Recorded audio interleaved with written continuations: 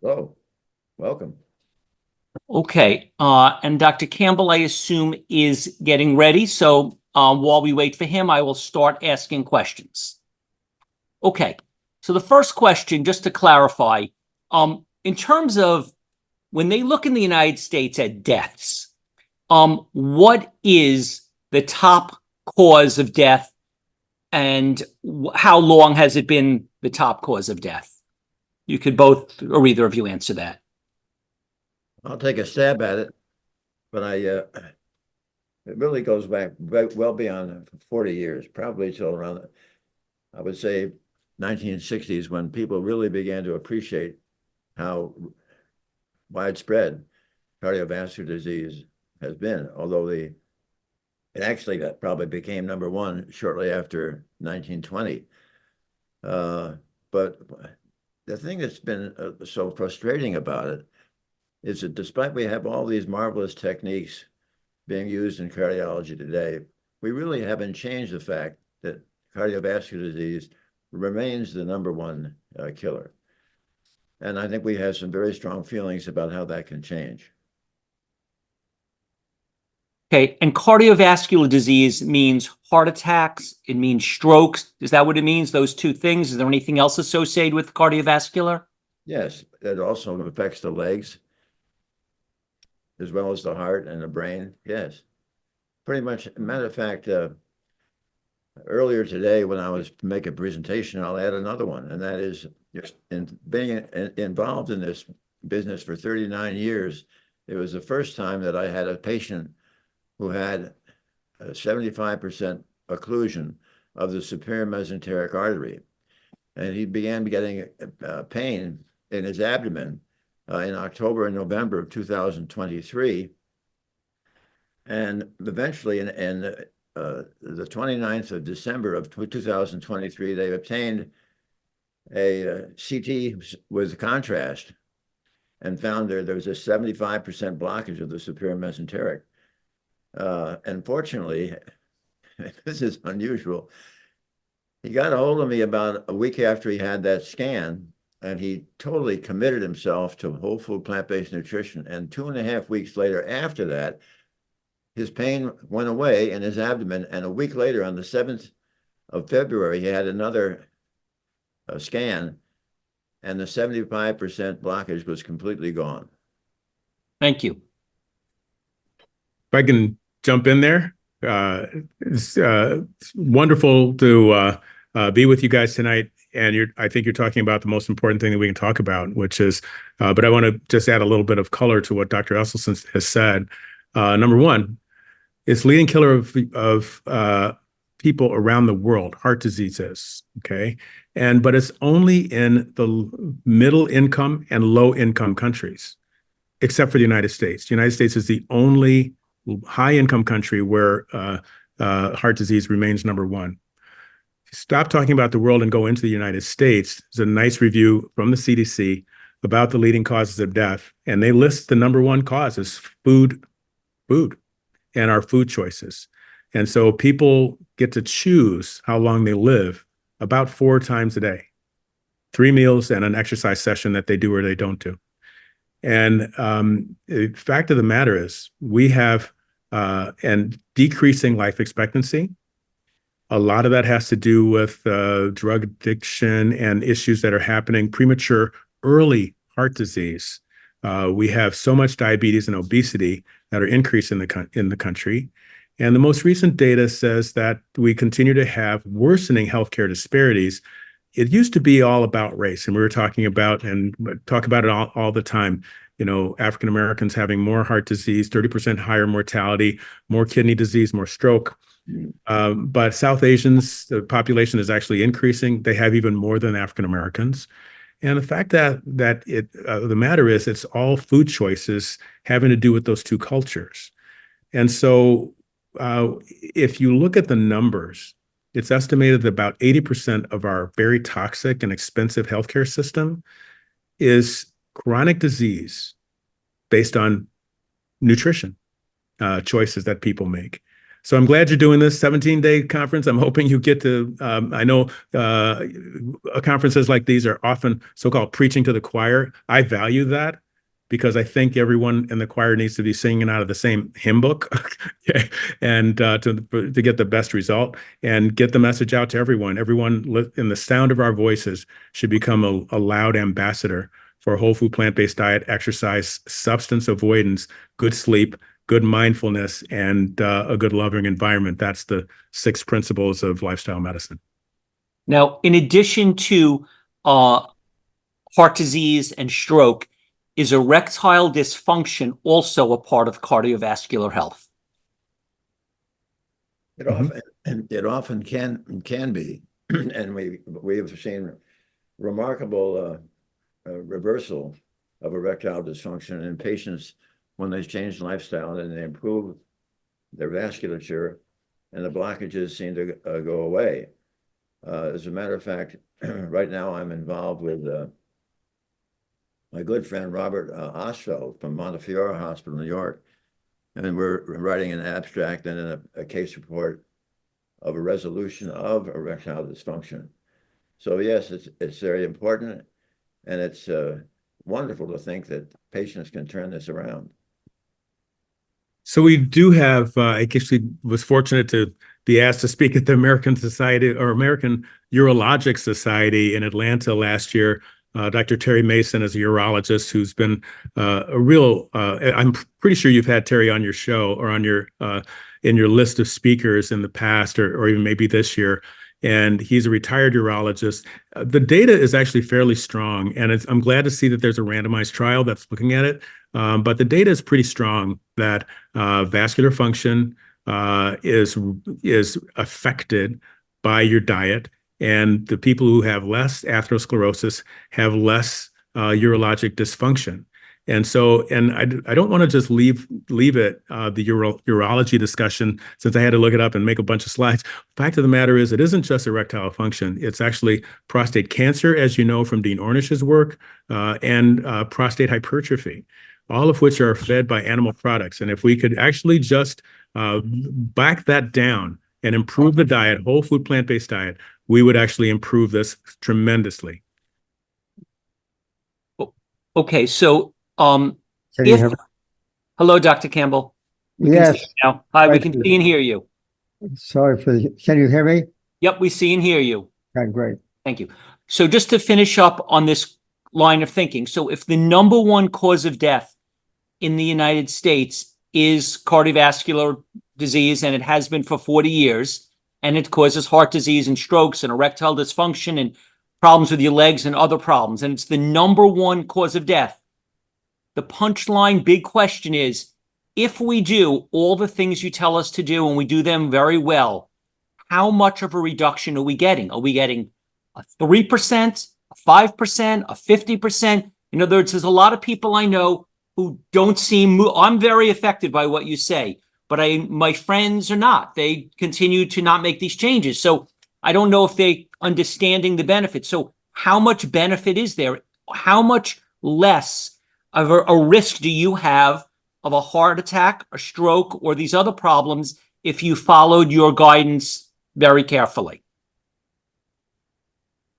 So you want me to take that one? So I know I'm a chair of medicine now, and I do a lot more administrative stuff and have to do a lot of internal medicine, not just cardiology. But I can tell you that when you take the highest risk patients, which are the ones that are coming to a cardiology clinic, typically after a stroke or a heart attack with peripheral artery disease that you mentioned, we actually can stop the events. If you get to our American College of Cardiology, American Heart Association target LDL cholesterol, and it's not that LDL is the only thing. There's Lp(a), there's inflammation, all of which improve with a whole food plant-based diet.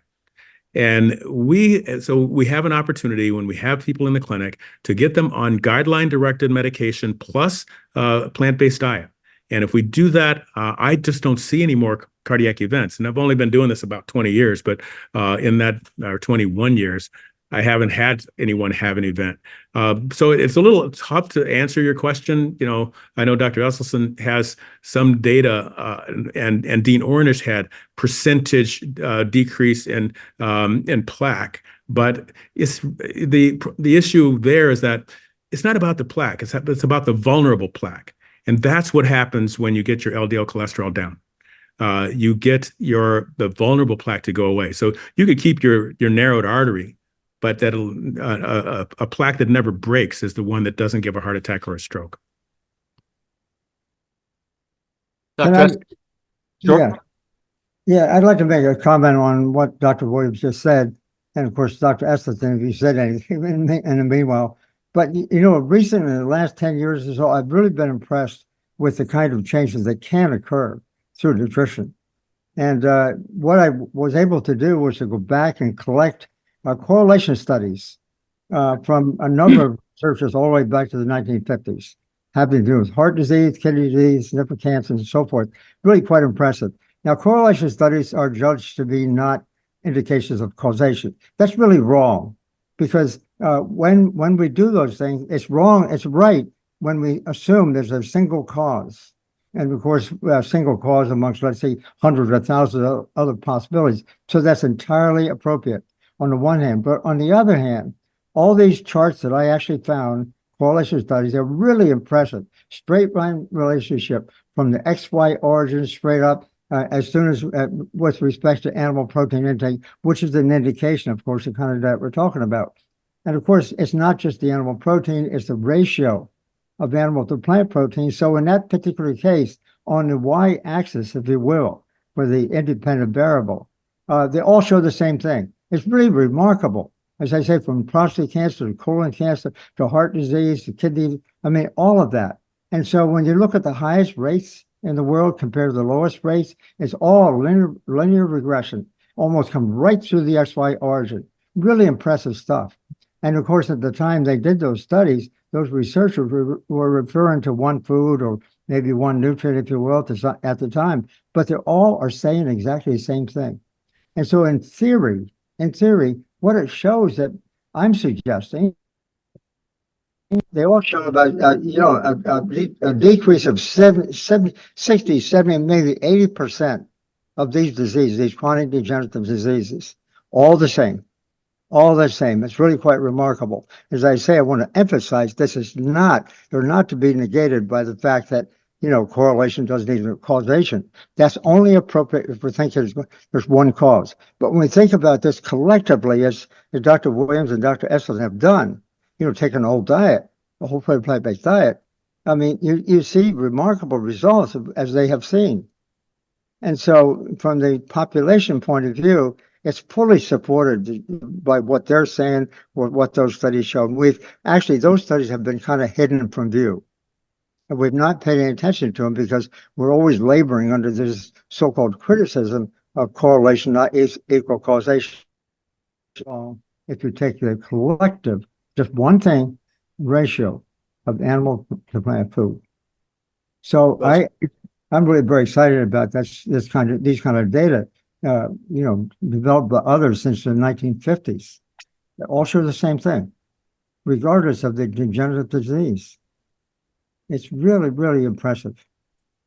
Steve, just to reinforce what Kim and Colin have said, we reported 200 patients in 2014. 200 patients who had been seriously ill with heart disease. 2 were lost to follow-up. Of the 198, we found that 177 were adhering to and following our program of whole food plant-based nutrition. And over the next close to 4 years, there were 0 major cardiac events, heart attack, stroke, and death. Where on the other hand, the patients that did not follow the program, those 21 patients, 62% had disease progression. So, Dr. Esselstyn, that is beyond remarkable. The question is, has this been replicated? Has this been done anywhere else? Like that study alone is just in case anyone wasn't clear, you said 198 patients that you personally was supervising. Is that correct? That's correct. Very good. And you're saying 177 of them were, I'm sorry, the 177, say it again, so I say it. Get it right. 77 were those that were adherent to our program, and those 177 over close to 4 years of follow-up had no disease progression. That is, no major events, heart attack, stroke, and death. On the other hand, the 21 patients who were not following the program over that same time period, those 21 patients, 62% had disease progression. Right. So the question is, this is remarkable. This is the biggest data point I can imagine. Has anyone followed up on it? Has anyone done a bigger study? Has anyone been able to make this happen again in a bigger way? Well, I'd like to try to do it again. We have now another 1,686 patients that we have treated, which we have not yet followed up. And if we can find the time and the energy and the coin, we'll maybe we'll be able to do that. We're looking forward to it. Okay. So let me add to this. You've hit on a really kind of sore point in the plant-based nutrition world. We have a lot of, as Dr. Campbell was saying, we have a lot of association. We have a lot of correlation. We have a lot of basic science, plaque regression with Dr. Esselstyn. But what we don't have, which we need, I'm thinking we need for acceptance, is large-scale, long-term, randomized, prospectively randomized trials. There are very few of those that have been done. They're very expensive, time-consuming, et cetera. I like that term coin, Dr. Esselstyn. Predimed was one of them, and it got published twice because there were some randomization problems, and they had to retract and republish. It was done, other than the randomization problems, it was done pretty well. The problem is that it's got largely misinterpreted. And those of you who listen to my lecture, because I talk about it pretty much 100% of the time, because so many cardiologists recommend a Mediterranean diet, which really needs to be reevaluated because it only reduced stroke.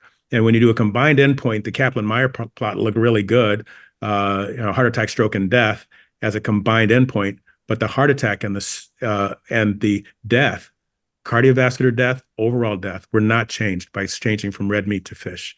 And so we thought they went after the wrong target, which was changing from one animal product to another, deemed safer until last month. And I'll remind me to go back to that last month thing.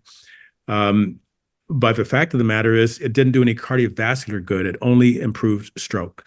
And so I think that cardiologists recommending a Mediterranean diet, if all you want to do is avoid a stroke, great, but that's usually not the business we're in. That's neurology. And we need other studies that actually duplicate that methodology, but whole food, plant-based, randomized trials. They're very hard to do. So I've done interventions south side of Chicago. We're doing one in Louisville right now if we get our recruitment up. But they're, 5 weeks in Chicago. The one we're planning now, initiating, is 8 weeks. That's not the lifestyle or the lifetime that Dr. Esselstyn is talking about with his intervention, or Dr. Campbell with the observations of how people lived for their entire lifetime. And we now understand that heart disease really relates to, that is atherosclerotic heart disease, heart attacks, really relates to the lifetime area under the LDL curve. And so starting early makes a difference. And pretty much everything that improves your LDL will improve nutritionally, will improve your inflammation, your inflammasome as well, because it improves your microbiome. So, I'm hoping that I think the hardest for the people who are here is that who wants to randomize people to eating something where you have to kill another animal? I mean, why would you want to do that? None of us want to do that. But without it, we are struggling. The last thing I'll say about it is that when I say we're struggling, I agree with the speakers that we haven't, and with you, Steve, we haven't gotten the traction that, when you look at, how long it took statins or beta blockers to get into, disease management with guidelines. We've had guidelines out saying plant-based nutrition from American College of Cardiology, American Heart Association, since 2019, when I wrote that section. The fish swam into it because of the stroke protection, but the text is very clear that whole food plant-based diet is what people should be eating, and it's largely ignored. So our most recent publication on physician nutrition, called What's on Our Plate, was very disappointing. We had one person doing a whole food plant-based diet out of 274, and another 10 doing the Mediterranean diet. So if you count that as healthy, which I don't particularly, you had 11 who out of 274, and that is terrible. If we don't do the physicians, we aren't getting the patients. We're not getting the physicians' families. We're not getting the communities that they serve in, and we're certainly not going to get the country to do any better. Thank you. I'd just like to make a comment, because I think Kim brought up the problem of doing a randomized study, and I just don't think that there's an IRB group in the country that's going to be able to look at patients, and you take a group of patients and randomize. You have to tell them, look, you may be getting a diet which has been shown to reverse heart disease, or you may not get a diet that's going to do that. I mean, that's just ethically totally wrong. And I look a little bit more, wonder what Kim's thoughts are about looking at the scientific method. The scientific method consists of two basic things. One, you make a proposal. You make a theory and you make a proposal. And then number two, you do the experiment.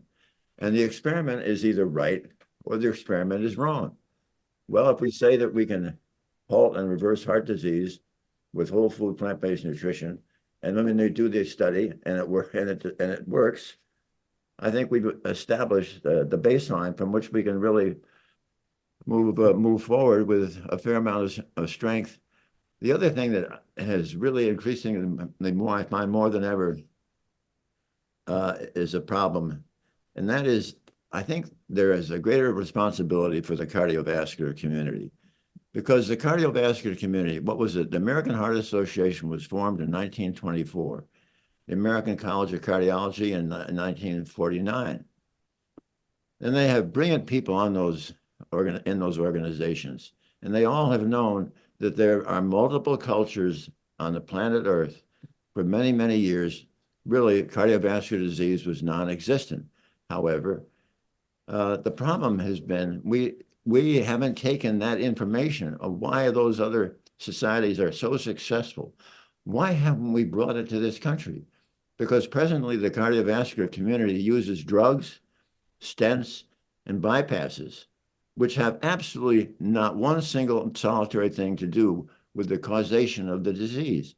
And I think we really have to begin to get our cardiovascular colleagues to try to really point this out and have them have training in how to adhere to whole food plant-based nutrition for their patients, because presently the cardiovascular training is a deficit in that regard. Thank you. Let me just ask you a question, Dr. Campbell.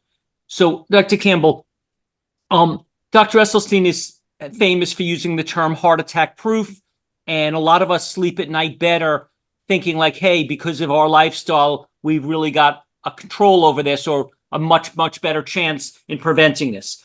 But what your work was on in the China study was on cancer. And it still seems really terrifying. It seems random. It seems out of control. How much realistically can we reduce our chance of getting cancer if we follow an ideal whole food plant-based diet, sleep, exercise, healthy emotions? Is this something that we could reduce our risk a little, a medium, a lot, a very lot? How do we become cancer proof? I would like to offer sort of expansion of this discussion, if you will, into the basic research. And of course, when I talk about basic research, I'm talking about the biochemistry, the physiology, and so forth, that in our case, at least, we worked with experimental animals at that time. Then later followed it up, of course, in the China study, looking to see what we could see with the human population. But here's the point I want to make. Namely, that when we see in experimental animals with cancer, your question, we could turn on, and I did that early on in the late 1970s. And that's how it really got me into this field. I mean, it turns on cancer immediately within a day or two, experimentally. from the biochemical point of view. And it was really dramatic. And so I looked for more mechanisms, if you will, and I learned something that is applied, in my view, to all human, all mammals, if you will. Namely, when an effect occurs, it occurs by an infinite number of mechanisms. And by us talking about one thing at a time or one kind of disease, I think we make a mistake. What I saw in the laboratory was so expansive, so profound, and all these mechanisms are all working together, even involving a single nutrient. So then we looked at, and all one nutrient actually created about, our hands, 10 to 15, no exceptions, with a mechanism. They all turned on simultaneously within days, and we could turn it off. And that's how I really got in the field, turn on, turn off, which we did back in the 70s and early 80s. And I was really excited about that possibility, and that's what kept me in the field until later I heard about Dr. Esselstyn, who he was doing it with humans. Wow. I mean, I was thrilled to hear that was a possibility at that time. But the basic science told me, and I think it's still true, that when we collect nutrients comprehensively from certain foods, they all come to the same endpoint. And it's very, very expansive. And basically, I'm going to suggest that just virtually all the chronic degenerative diseases will respond that way. As far as trying to do a study that follow up for a long period of time on any one of these diseases, I think we're shortchanging ourselves, because I don't happen to believe that in this particular case that we should just focus on one disease at a time, whether it's stroke, heart disease, or certain kind of cancer, whatever. The whole gosh darn thing works all together. It's undeniable. The data are so strong. I'm sure no one ever showed the opposite. And so I don't want to argue for the comprehensive, nature of this dietary effect on a whole comprehensive collection of degenerative type diseases that, kill us prematurely. And so, that would account in turn for what I just said before about looking at different kinds of disease rates in the human populations. That they all seem to do the same thing, and they all start from the XY origin. So these regression lines. As soon as we start putting in, the best indicator of this is consuming animal protein. I'm not talking about that all by itself.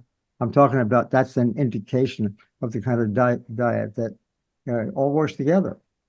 If you took 1,000 people that had cancer and someone said to you, if those people followed, instead of doing what they did, followed a perfect lifestyle, or not perfect, but the lifestyle you recommend, of those 1,000, how many of them do you think would not have gotten cancer?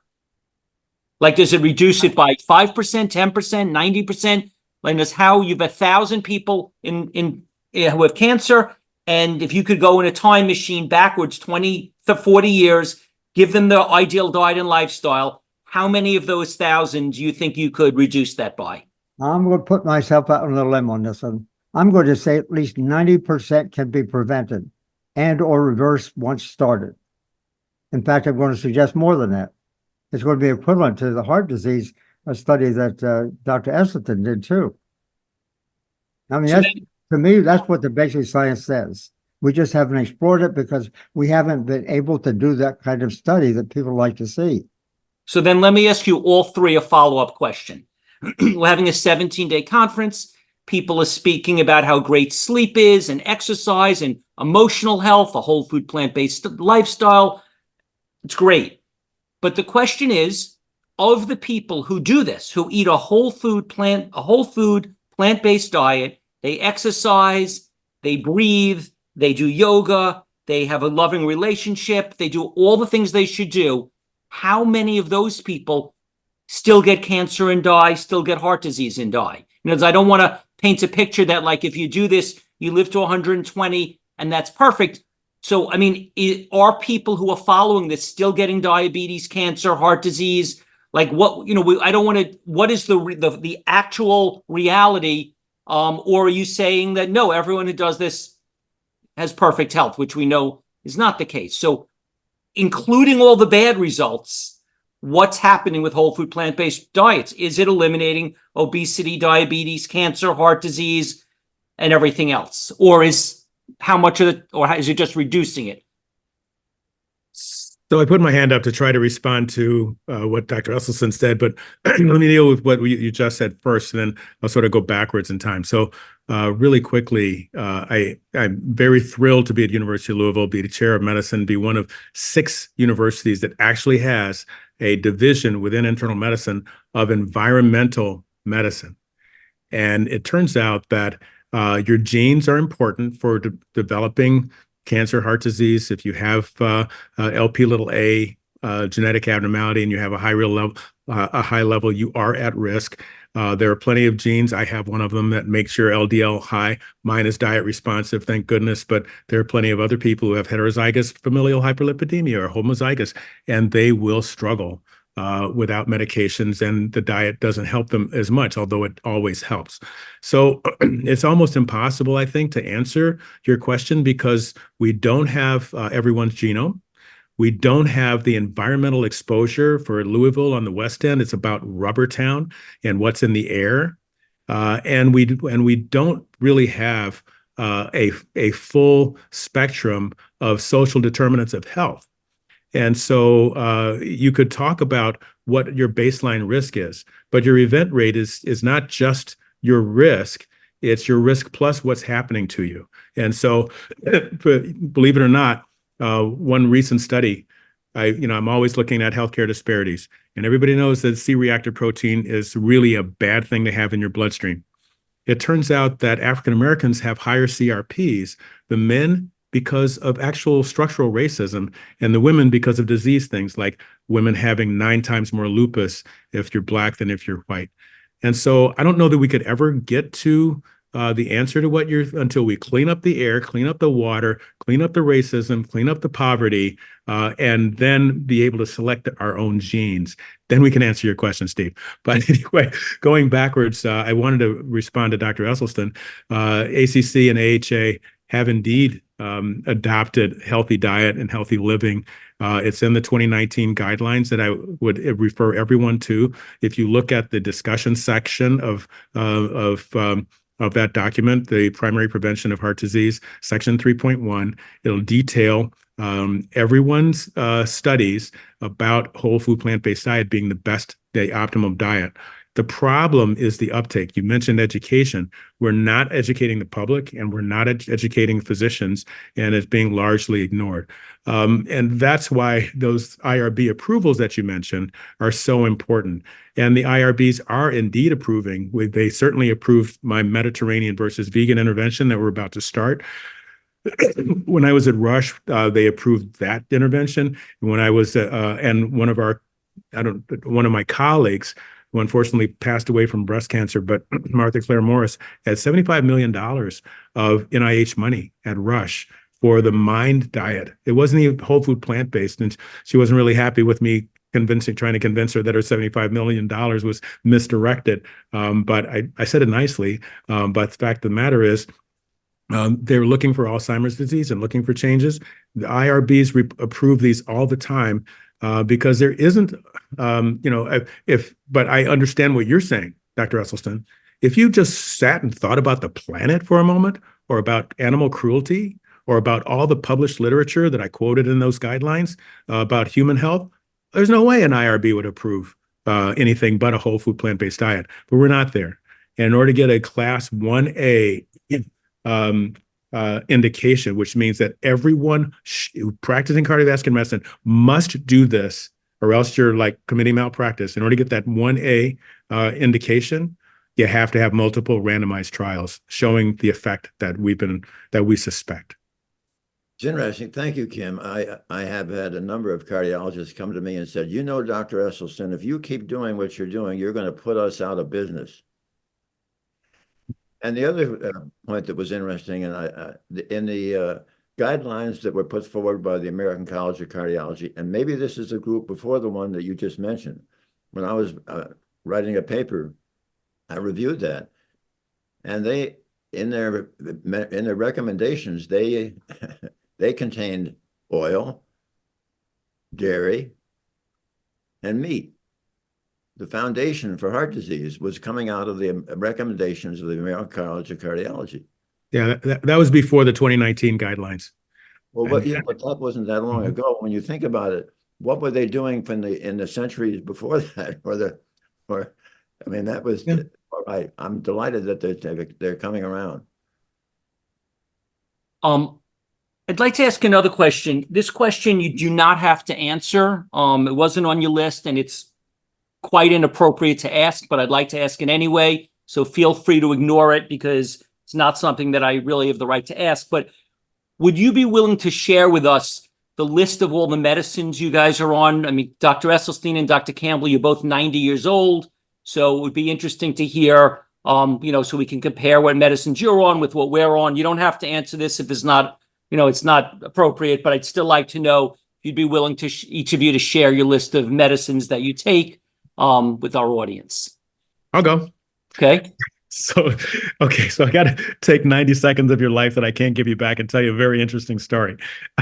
So I was already signed at University of Louisville to become chair of medicine. I was doing my very last rotation at Rush, and I was doing it at my outside hospital, where in a community hospital, Rush Oak Park, you typically get about 8 consults a day as the attending and do 3 or 4 stress tests. That day, it was like 8 stress tests, and the number of consults hit blackjack. So I saw that 20th and 21st patient in the emergency room, went back to to get my stuff to go home, saw I didn't eat my breakfast. Okay, I won't say which brand it is, but it was just a bean burrito, and commercially bought. I ate it. Boy, oh boy. So about 15 minutes later, which means that it had to be staph because nothing else is that fast. Staph food poisoning. I was throwing up terribly, abdominal pain, ended up going back to the emergency room next to patient 20 and 21. Okay. First the pain got worse. I thought I was going to die. And then the pain got worse than that. And I was afraid that I wouldn't die. So, I thought once they got the Zofran in and everything that I would convince them that I needed an abdominal CT. They ordered it, went over there, and of course I knew the tech. And I said, would you mind going up a little bit? Because I never had the coronary calcium score. Why? Because even though I'm over 60 and I'm Black and I'm male, I was one of those vegans that didn't have that 7.5% 10-year risk on the calculator, which is where we draw the line for the coronary calcium score. It is our best test. I know echo people and nuclear people would disagree with me, but that calcium score is our best test for certainly for screening. So he did exactly that. He covered my whole heart. I looked at it, and you can, after you've done 10,000 of them, you can actually tell what the score is without the software. And it was about 30, not in the left main, not in the proximal left anterior descending. So I went with the guidelines. I started a statin, 5 milligrams of rosuvastatin. Got my LDL down to 70 instead of 90. It was great, but that's not the target. The target is less than 55. And that's a serious target because it really does lower the events. And so I kept going up, and it wasn't doing it until I finally got to 40 milligrams. And I just quite couldn't get below 55 until I did exactly the right thing. And some people like me are so dietary sensitive. It's not just about eliminating animals. It's refined grains, it's sugar, and it's any kind of saturated fat oil. All right. So coconut oil, I love curry. Everybody loves curry. If it's, unless it's North Indian, where they don't use the coconut oil, you have to avoid it if you have bad genes like me. So anyway, with all of that, and the highest dose of statin that I can get my hands on, LDL is 42, and I do a little contest with my faculty to see who can beat my numbers. No one beats my systolic, no one beats my diastolic, or my triglycerides, because I'm running and playing tennis all the time. But I do have one guy on my faculty who beat my LDL, and I know he has a PCSK9 deficiency gene. He's just a mutant, but so I actually had he won that contest. So anyway, full disclosure. Why not? The aspirin score's too low. Aspirin's a dangerous drug. You would need to have a score of more than 100 before our guidelines would say use aspirin and a statin. Thank you. I'll offer a comment here. That's a really interesting question. My start in this business, of course, in the laboratory primarily, got me to thinking about the risk in my own family. What kind of disease risk we have. Let's say that our genetic risk. My father passed at 70. He otherwise looked healthy and all that sort of stuff. His brother at 58. Their father, my grandfather, 73. So you might say that heart disease in my family, I suppose. At the same time, Karen, my wife, her mother had passed at 51 from colon cancer. She lost two brothers in their 50s, also from cancer. So I was really getting into this about that time when I was sort of seeing this kind of thing. And obviously for personal reasons, I said, I don't want to do that. I don't take drugs. I'm 90. My wife got colon cancer, got advanced melanoma, and she was urged, just almost with hostility that she had to get onto drugs. She took nothing, and that was 20 years ago. And so, and the same with so this is just a personal experience. Obviously, in this case, we got to be careful how we say this. But I don't take drugs. I had a blood pressure problem a bit about 2 or 3 years ago because of a back problem I had, I thought, and I was advised to take amlodipine, and I took it for about 6 days, the lowest possible dose, and I went away, and that was it. So I don't use drugs. I use food, and I've really become quite enthusiastic for what food can really do. And we don't need to have randomized controlled trials for each and every disease to draw that particular conclusion. I would argue that on the basis of mammalian physiology and biochemistry, this is the way it works. Everything kind of works together at a biochemical sense. And so I think we lose a lot when we want to focus on one disease or one event, if you will, and then make decisions on that basis. We didn't take the vaccine either because I had the same thing because we had data from China. Enormously impressive data. It's the third leading cause of cancer in the world. And so we had a lot of data there. So I came along and I saw the same thing. The whole food plant-based diet had an amazing effect. Just the most remarkable results I've ever seen. And so we didn't get the vaccine. We got tested positive. Okay. We went through that. No problem. And so I know it's a very controversial thing. It's become very controversial. We could talk about it for days. But quite frankly, I think the whole plant-based diet has a lot to offer, and we're not even recognizing how much it really can offer. Thank you. From a cardiovascular standpoint, my father had his first heart attack at age 43, which I think kind of put me in a little bit more of a risk category. And so after 30 years of having a career in general surgery, when I got terribly interested in nutrition, I did have my cholesterol drawn. When I first started, I thought I had to eat plant-based totally before I could ask any patients to do this. And the first time I had my cholesterol drawn, it was in the about 180s, and I really was very upset with that because I felt that I wanted to be like a Tarahumara Indian. So at that point, I gave up all the oil, and suddenly everything came crashing down, and my cholesterol was 119, and on some occasions when I've had it drawn, the total has been 107. This is without any medication or drugs. So we've tried to set an example as a family as to what we want our patients to do. And that's as far as I'll take it today. Okay, thank you. Oh, one thing, I do not take any statins, no cardiovascular drugs, no. Thank you. Where do you stand on the following?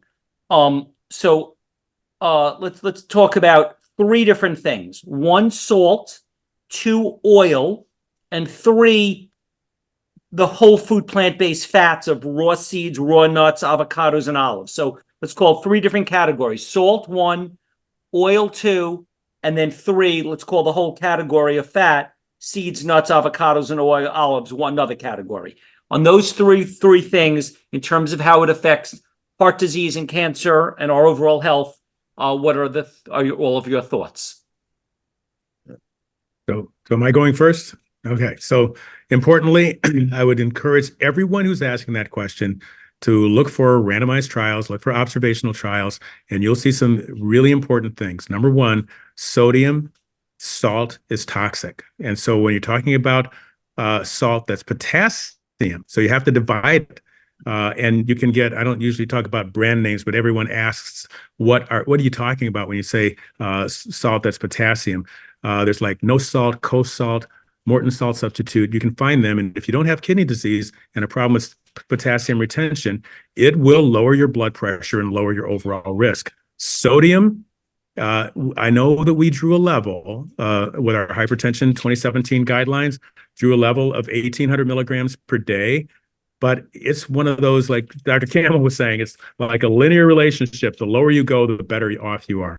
Similarly, for oils, the randomized trials, the observational literature, they would all say, and I know that there's someone in the chat who said, isn't olive oil good for you unless you're overweight? Well, if you're overweight, there are no good oils. If you're thin with a high cholesterol like me, there are monounsaturated oils that will lower your cholesterol.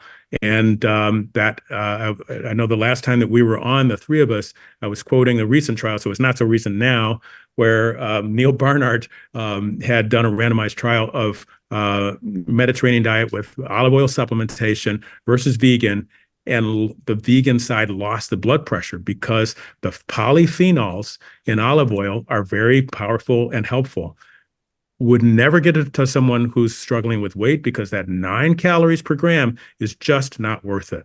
But you have to be very careful if you're going to do any oil at all to make sure that you're someone who needs that improvement, blood pressure or cholesterol, and that you're not overweight at all. And make sure that you're reading how much saturated fat, because that will undo your health completely.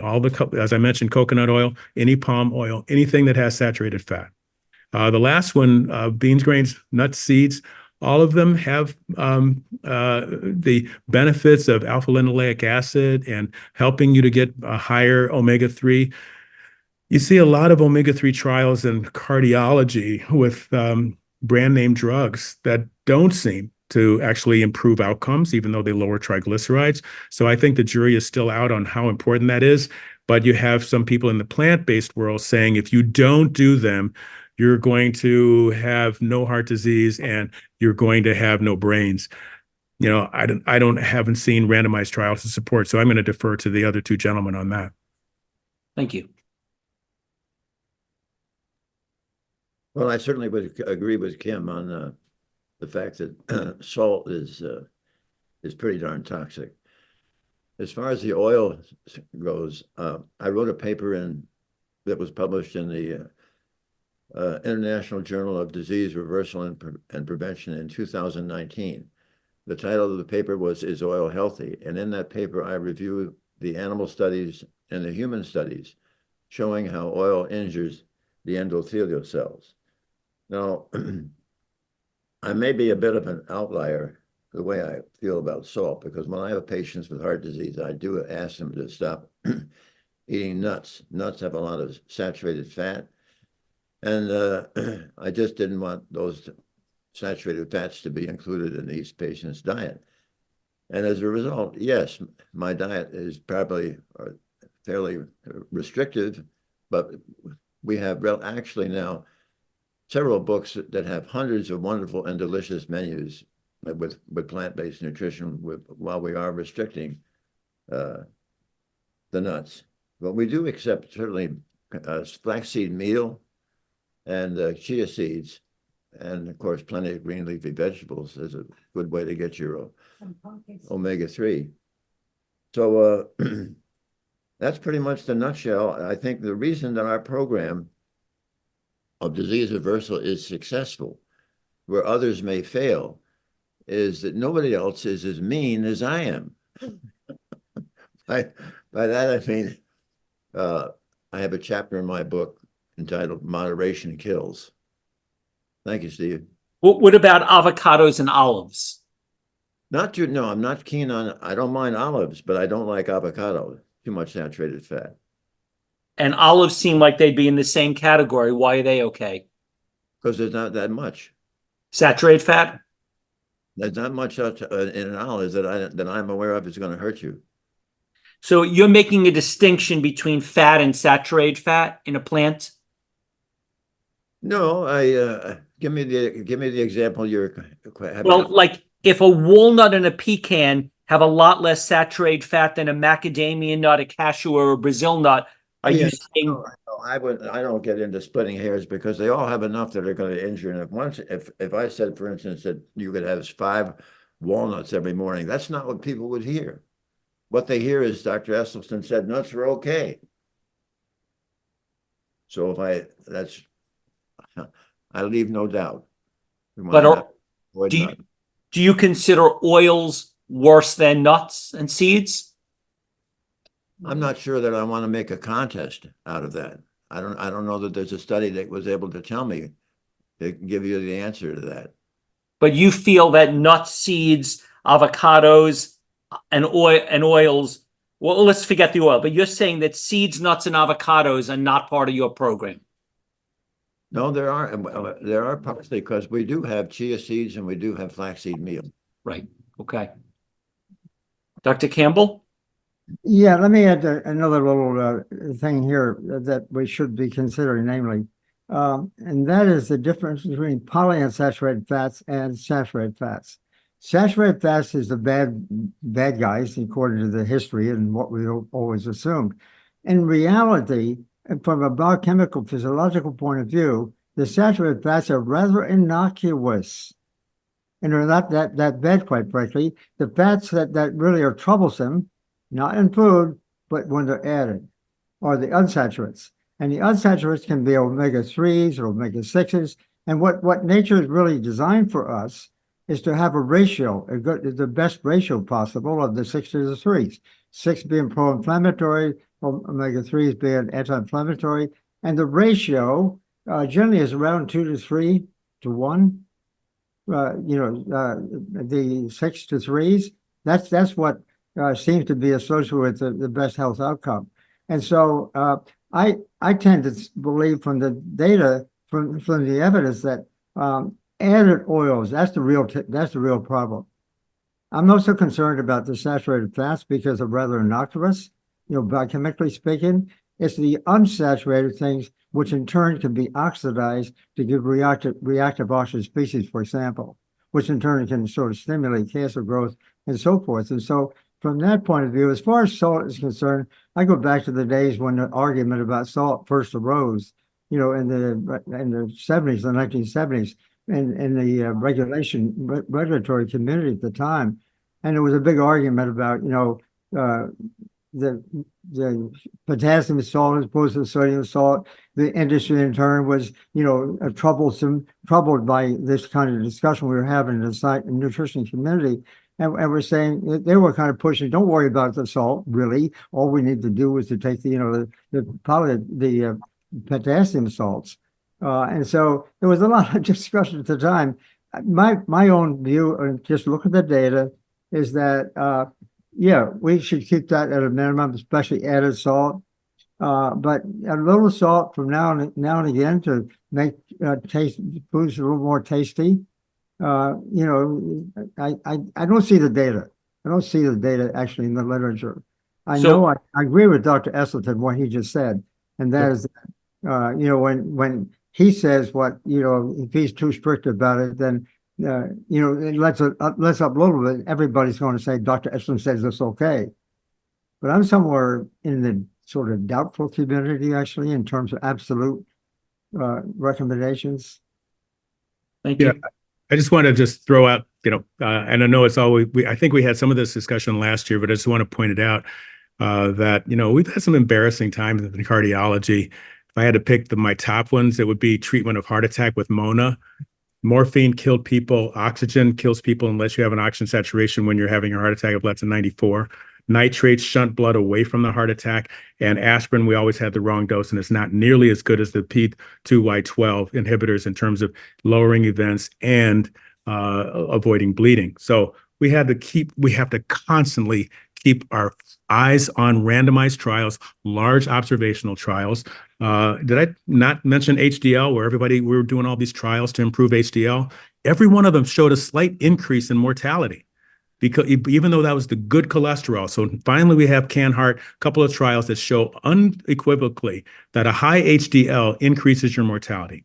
So why am I saying all this? Because I've learned as a cardiologist over 46 years of academic cardiology to be really humble and expect almost everything I learned back in the 80s was wrong. And everything I'm learning, if I haven't learned it in the last 18 months, I try not to quote it because you don't know. So anyway, the point I'm making is that I put in the chat 2 studies that you might want to look at. One is a review of saturated fat showing a dramatic increase in mortality compared to polyunsaturated and monounsaturated fat. You can click on that one. That's a review from the Harvard School of Public Health. And the other one was actually a large 30-year outcome for avocado increase. The mortality ratio was a hazard ratio was 0.84, so a 16% decrease. So why and when you're saying, Dr. Esselstyn, too much saturated fat, it has 3 grams of saturated fat. That's pretty much where I draw the line, because the data shows that once you get above 10% of your calories as saturated fat, that's when the LDL and the mortality start to take off. And so with that being the standard, you can do a little bit of it, but I try, maybe I should eat that curry, not 0, but once a month, but I really don't want the saturated fat routinely unless I have a randomized trial that particular food is going to lower my mortality. In this case, the avocados, it is true. I just want to reinforce what Kim has just said about HDL being injurious. And it was, I believe it was in, I can't give you the date actually, but the group from the West Coast from UCLA did a study of the protein moiety section of the HDL cholesterol, and they found the HDL cholesterol was exposed to the Western diet. It injured and destroyed the ApoA1, which is so important. And as a result, it converted your HDL molecule from normally, when it's produced, an anti-inflammatory molecule. Once it's been exposed to the Western diet, it now becomes a pro-inflammatory molecule working with your LDL to injure you. I think the highest HDL I've seen in a patient with a heart attack was a woman who had an HDL of 120. She survived the heart attack, and we've been following her now for over 15 years. And she continues to do beautifully, but the lowest that I can get her HDL is to 80. Thank you. Dr. Esselstyn, you have in the past touted the benefits of nitric oxide, I believe, Yes.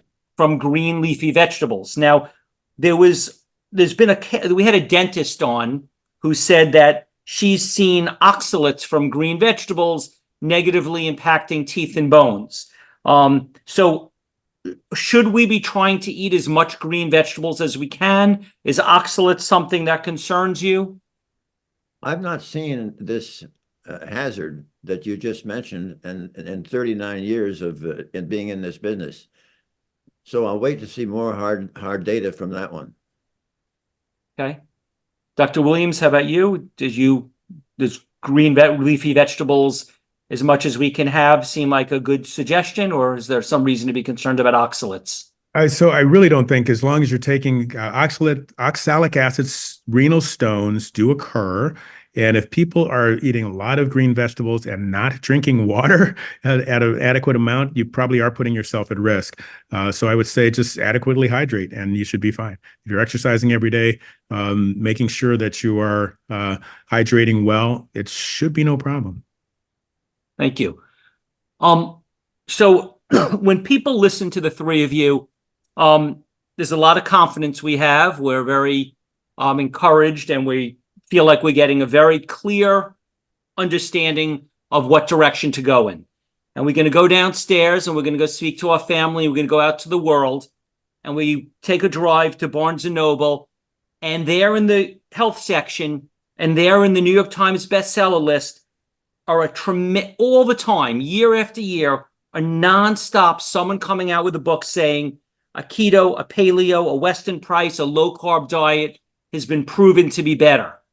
And somehow they get a lot of attention, and they make a case of why their diet with animal products and is a good diet. I don't know what these people, a lot of them seem smart, they're credentialed. Why is there people that say this, and what is your response to all the people that keep writing books and touting the benefits of these low carb diets?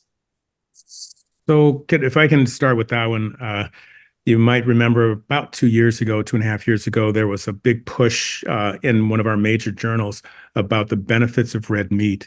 And it ended up being debunked because there was Cattlemen's Association type of industry behind those particular authors. I could say that the pandemic kind of slowed down. It didn't eliminate, but it slowed down our vegan/keto wars because of the 56% increase in moderate to severe COVID illness if you were doing a keto diet, and a 73% decrease in moderate to severe COVID if you were doing a whole food plant-based diet.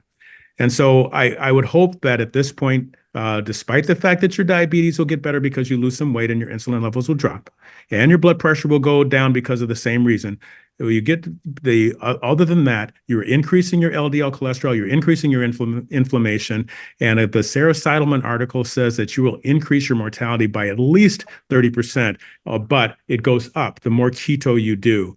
And so I'm hoping everyone will take a look at that. I'll actually put it in the chat so people can see it. The keto diet is dangerous, and anyone who's pushing it is talking about short-term gain, long-term pain. I second that. Totally said it perfectly. Yeah, totally agree. Okay, thank you. There is, I don't know, I can't speak for the whole country, but where I live and from what I'm reading, these new drugs, these weight loss drugs, diabetes drugs like Ozempic and Wegovy are very popular and gaining popularity. Is this something that you all recommend to fight heart disease, to lose weight? And is this something you recommend people do, or do you believe that they shouldn't? I can talk about it because we're getting it all the time. We even have people coming out and saying, well, lifestyle changes. All we need is our GLP-1 inhibitors. They are great drugs. They are able to slow down cardiovascular death. They are good for heart failure. They're good for ischemic heart disease. No question about it. They can cause weight loss and improve your diabetes. Now, the issue is, are they really turning off the faucet? Or are they just better mops to mop up the floor? Well, I would say that if anything, I got a problem, and that is that they're increasing healthcare disparities. There was a wonderful article, not wonderful, from Washington Post, October 3rd, that anyone can look at, talking about the decreasing life expectancy in the United States and codifying how it's not just racial discrimination stuff. You see much larger differences in death based on income. And my poor patients cannot get those drugs, and the wealthy ones can. So we're just doing yet another thing that increases our healthcare disparities in this country, which have been running rampant, and it's just too much. So obviously, I would like to see, and we're never likely to see, whole food plant-based diet with its more recently published 37% reversal of diabetes within 6 months. That was published about 8 months ago. Okay. Why wouldn't we do that? Or at least do a randomized trial between whole food plant-based diet and a GLP-1 inhibitor. And until we have that data, we're going to be talking about more healthcare disparities. Thank you. I think that the three of you are very impressive. Your books are impressive. Your studies are impressive. You've been speaking for years. So you won me over. I'm a tremendous fan of all of you. I love you guys and I appreciate you guys. What is the rest of the world saying? What's the medical community, your peers, government agencies, scientists saying? In other words, when you present this and you show this to them, how come they're not changing the food everywhere? Why isn't everyone fully embracing this and making this the policy in the country, in the states, in the schools? What's preventing this information from moving faster and quicker to everyone? I'd like to make a comment on that. I spent quite a bit of time in the earlier part of my career in policy at the national level, actually involved in congressional affairs and so forth. And one thing I saw, and it sounds very sad and very negative, but I really feel this very strongly, that on the one hand, the Department of Agriculture, which represents the livestock industry, for example, they're very cautious. They're going to basically keep on pushing their kind of food and diet, if you will. And we get sick and we need some help. And then in contrast, the NIH, largely controlled by the drug industry, to be honest about it, Lyndon Johnson first called attention to that, really in very strong words in 1969. That we on the one hand, we got part of the government sort of allowing us to get sick, maybe even encouraging us, quite frankly. And the other part, basically, it's all okay because we got solutions to resolve the problem. I mean, I know I'm being very cynical here, but that's what I've seen because I've worked at the fairly senior levels in the government and seen the kind of policies that are made. And there's a very distinct difference between, I mean, a very distinct effort to made on both accounts that, you know, we've got the drugs here to take care of us. That'll do okay. And that's just the general narrative. Don't worry about it. Eat the wrong food, if you will. I mean, that's getting across. And a lot of that is really promoted by the fact that in the media are controlled. Something like between 70 and 75% of the advertising in the media is coming from pharmaceutical companies. That makes it tough. That really makes it tough. It's not necessarily so obvious to everyone watching, but that is a very powerful incentive to sort of guide us in a sense as to the kind of diet we might be able to live with and get to see, okay, we'll take care of that kind of thing. And so I'm a bit cynical about what's happening until we get some control of the message itself. We've got to be able to figure out a way to tell the message that the public get to know. And I like the message being very broad, you know, involving all kinds of degenerative diseases, quite frankly, because the solution is about the same. Thank you. I'd like to comment on this business about how we can convert everybody and how we can change and so forth. And to that point, I have recently been emphasizing more and more the following factors, namely that every single patient who ever had heart disease in this country or throughout, every single one of those patients who have heart disease, at one time, they did not have heart disease. No. Now, how powerful is that? Where does that tell us? We're intervening now when the disease is so progressive, these patients are at, at death's door, or they're very sick, or they've got significant amount of disease. That's not the time we should be trying to stop this disease. The time to try to stop it is when they're in school, before they ever develop this disease. And the other thing, of course, obviously, is it's almost criminal. When the USDA every 5 years puts out for the public and actually a very clearly defined plan of nutrition. What if I told you? What has it got behind it? Who runs the USDA? Cattlemen's Association, Dairy Association, Mars Bars companies. I mean, this is a real rascal. The conflict there is so enormous. So how are you going to have a family follow a sensible guidelines if they pick it up from the USDA every 5 years? And I congratulate my friend Neil Barnard, who really does the best job he can to fight that. Thank you. So I would add to that. I've gone to try and influence regulators. It's very difficult, particularly around the dietary guidelines for Americans that have come out every 5 years. The really hard part is that they're supposed to be independent bodies, but our issue is our Congress. Our Congress does earmarks and they do things that are going to help honestly get them reelected. They're paying attention to their constituents, and I certainly have lobbied most recently to try to get cardiac rehab ordered by nurse practitioners and PAs. It was something that was just, it seems logical, but there were blocks at the regulatory level, and Congress can help. And so they can help us or they can hurt us. And one of the things that came out in the September 22 White House Nutrition, Hunger, and Health, I believe was the name of the conference, was that we are still doing congressional subsidies for animal products and taking vegetable products, plant-based products, and making bad things out of them, refined grains, high fructose corn syrup. That money should be reinvested like Finland did into helping farmers develop and lowering the price, therefore, of whole food plant-based items that would lower our healthcare budget. But we have a lot of obstruction from industry, and we're basically going to have to get through Congress. I put in the chat one other major issue, and that is television marketing. We had the foresight in 1973 to stop cigarette advertising for smoking, and yet we still show fast food, even though that, I'm not going to say which brand, but it's probably all of them.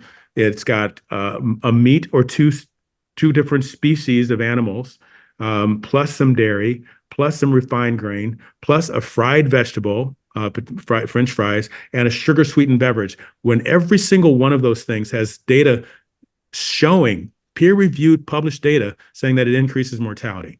So the name of our article was Marketing Cardiovascular Mortality, because that's what we're doing. And unfortunately, the White House conference, even though I'd made that suggestion to them, they didn't approach it. It's too much of a hot button issue because corporate America doesn't want to hear us putting limits on what they can sell and what they can market. Now, the last point I made, of course, is about healthcare disparities. University of Chicago published a study that you can find on Google or any search engine that showed that more than 5 hours of watching of television per day goes linearly down as income goes up. So our poorer, less educated, blue-collar workers watching a massive amount of television. And the wealthier you are, the less you watch. And so who is getting that marketing? Thank you very much. Could you each make a final 30-second closing statement? Dr. Williams, you want to start? Sure. So there are a couple of things we didn't talk about that I thought somebody was going to ask about.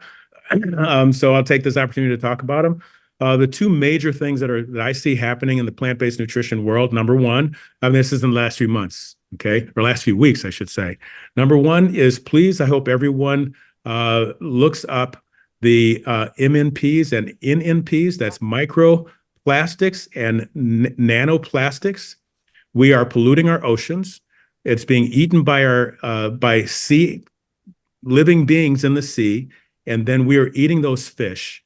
And what the New England Journal of Medicine on March 7th showed is that the people who have microplastics in their plaque have a 453% increase in future cardiovascular events, heart attack, stroke, and death. We can't ignore this anymore. And any cardiologist who's telling people to do a Mediterranean diet, despite that not helping with the heart, needs to look at that data. The fish from 30 years ago is not the fish of today. That's number one.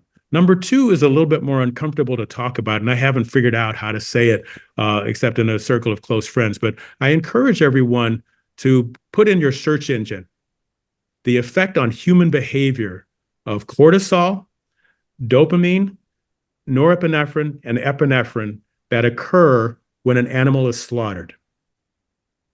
Okay?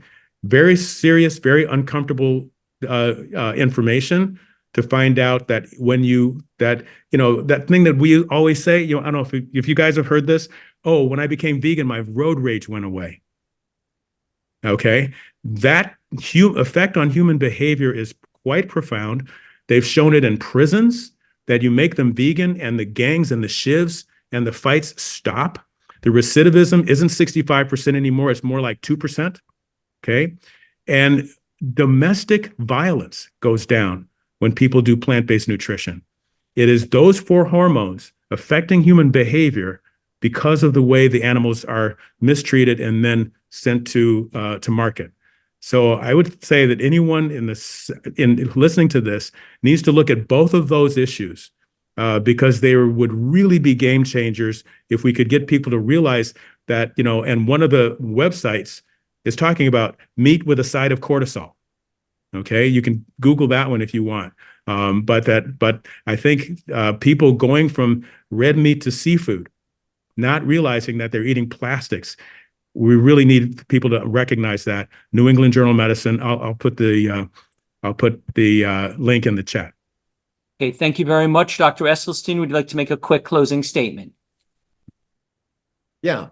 First of all, I'd like to congratulate you, Steve, on putting together this mammoth symposium and offering it to thousands of people free. I think you do an amazing service with that. Kim, it's always nice to see you again, and smarten me up. Colin, it's always a treasure. We've been friends now for over 36 years. My final comment would simply be that I think that I am still, although I'm 90 years old, I'm terribly optimistic about the seismic revolution that can come in health. And that seismic revolution is never going to happen from the invention of another pill, a drug, a stent, or a bypass. But that revolution will come about when we in the profession have the will and the grit and the determination to share with the public what is the lifestyle, and most specifically, what is the nutritional literacy that will guide them to be able to annihilate these common chronic killing diseases. Thank you. Dr. Campbell? Okay, yeah, I'm kind of jealous of the idea that nutrition as a science is really very important, and we know so little about it. And I have a definition of nutrition that I've really become accustomed to now and advocate. Namely, nutrition is not about individual nutrients and what they do, and focuses on that, how much there is in food and how much that kind of thing. We call that reductionism. We tend to know that. And we've lived in a society with respect to health where reductionism kind of taken over. We talk about very definite causes operating by very definite mechanisms to create very definite responses. The thing that I think we've overlooked historically, and the history of this is really fascinating. Basically, we tend to do what I just said, focus on one detail at a time because it creates revenue. It's that simple. Whereas nutrition, in contrast, the way Mother Nature fixed us up for that was all these nutrients actually working together, provided we're eating the right food. And I might add one more comment. As animal food goes up, we've got problems coming from all sorts of things. As animal food goes up, plant food goes down. So the two work together. We shouldn't think just about one thing at a time. That combination, animal food, plant food, and all the nutrients in those various foods are working together. They have multiple mechanisms they work with. So we got to be careful about getting too focused on the details rather than really concern ourselves with a much broader sort of view of what this is all about. Keep it simple. Thank you very much. On behalf of all the people that don't have a microphone, we really want to thank all of you for your life's work, your dedication, your books, your time that you've devoted and volunteered and given away so much of your time and effort to help us. We all appreciate it. I'd like to unmute everyone so everyone else can thank you as well. Thank you. Thank you. examples.